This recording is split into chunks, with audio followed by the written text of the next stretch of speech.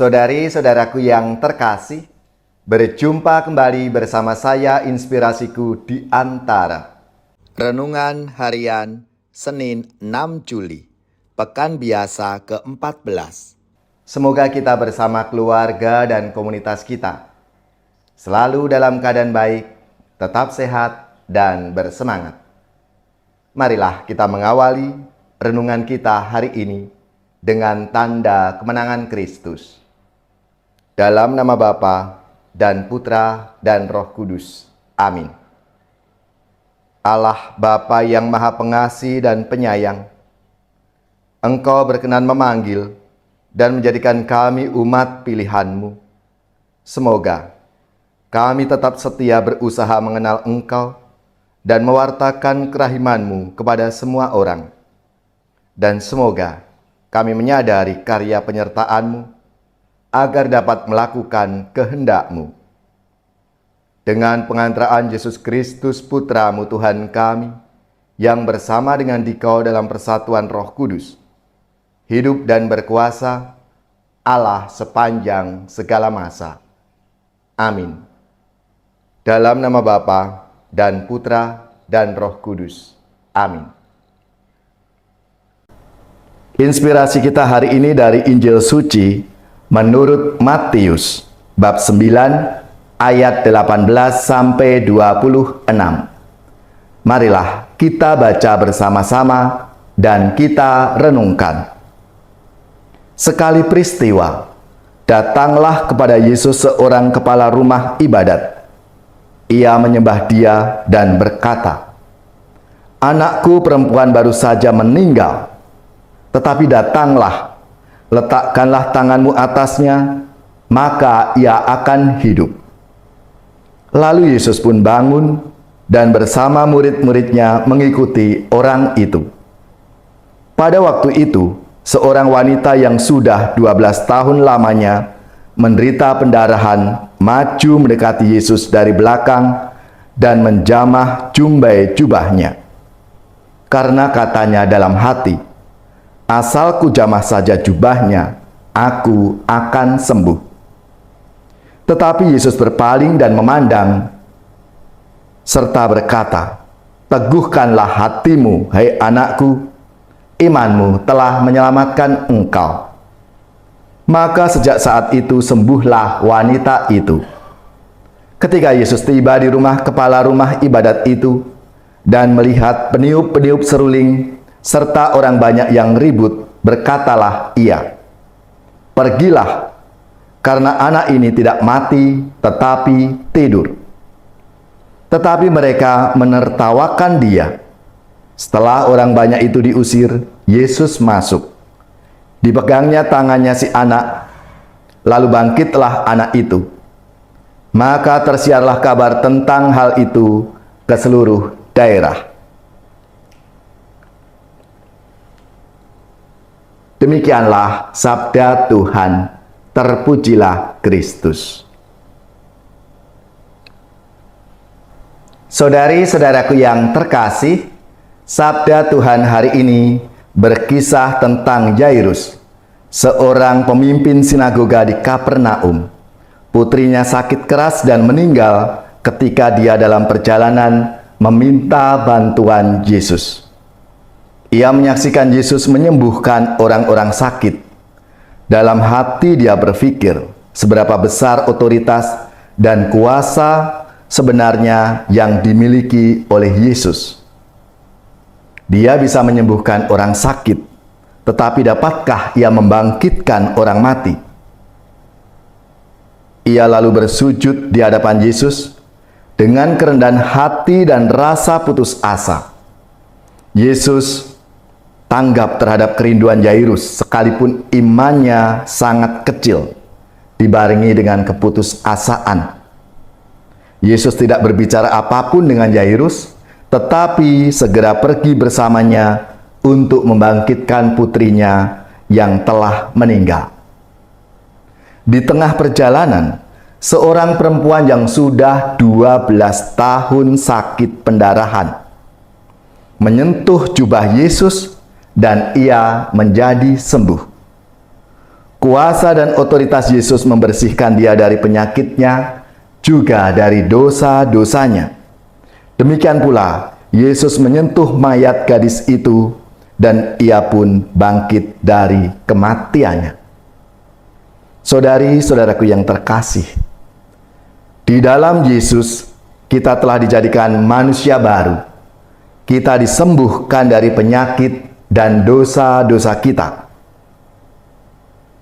Tindakan Yesus menyembuhkan seorang perempuan yang sudah 12 tahun sakit pendarahan, serta menghidupkan anak perempuan seorang kepala rumah ibadat, menandakan kesetiaan dan kepedulian Tuhan pada umatnya. Kesetiaannya tidak mengenal batas. Yesus menjelma karena diutus Bapa untuk menyelamatkan manusia dari kebutuhan keutuhan jiwa dan badannya. Jika Allah telah sedemikian setia dan melakukan segala hal yang mungkin demi keselamatan kita umatnya, bagaimana sikap dan respon kita terhadap Tuhan? Dalam hal apa kita telah mengungkapkannya kesetiaan kita itu kepada Tuhan? Hubungan kita dengan Allah sedemikian dekat relasi dan komunikasi kita dengannya. Semakin sering kita berkontak dengan Dia dalam doa dan perbuatan kasih seturut kehendaknya, semakin intim hubungan kita dengan Tuhan.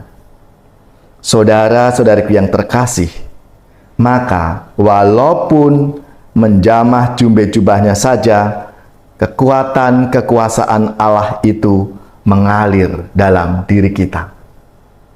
Saudari-saudaraku yang terkasih, dua peristiwa, seorang perempuan pendarahan 12 tahun dan anak Yairus yang meninggal, menjadi pengharapan bagi kita bahwa Allah selalu setia, peduli, dan penuh belas kasih kepada kita umatnya. Percayakah kita akan kuasa Allah itu? Marilah, saudari-saudaraku yang terkasih, kita mohon bimbingan Tuhan agar kita pun juga setia kepadanya. Kita terbuka hatinya untuk mengikuti apa yang menjadi kehendak Tuhan atas hidup kita masing-masing. Dan kita semua dipanggil untuk menjadi rahmat dan berkat Tuhan dalam hidup kita.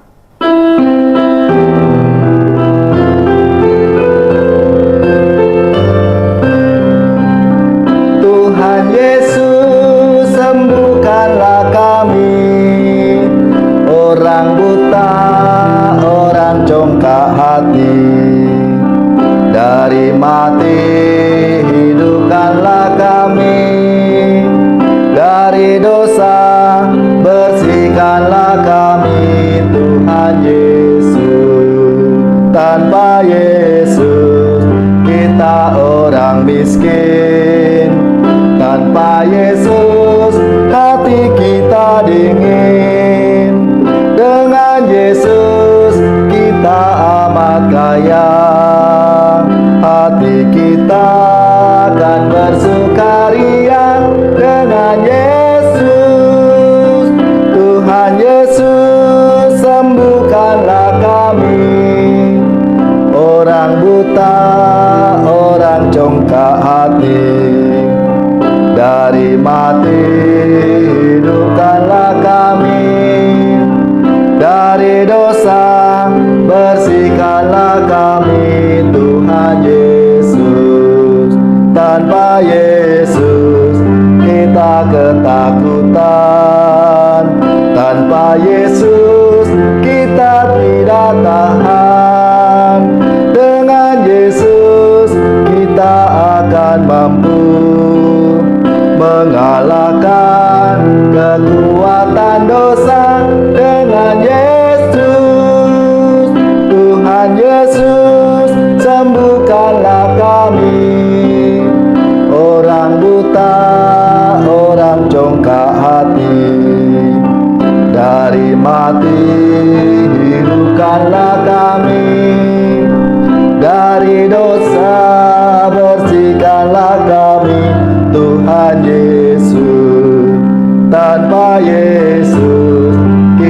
kesunyian.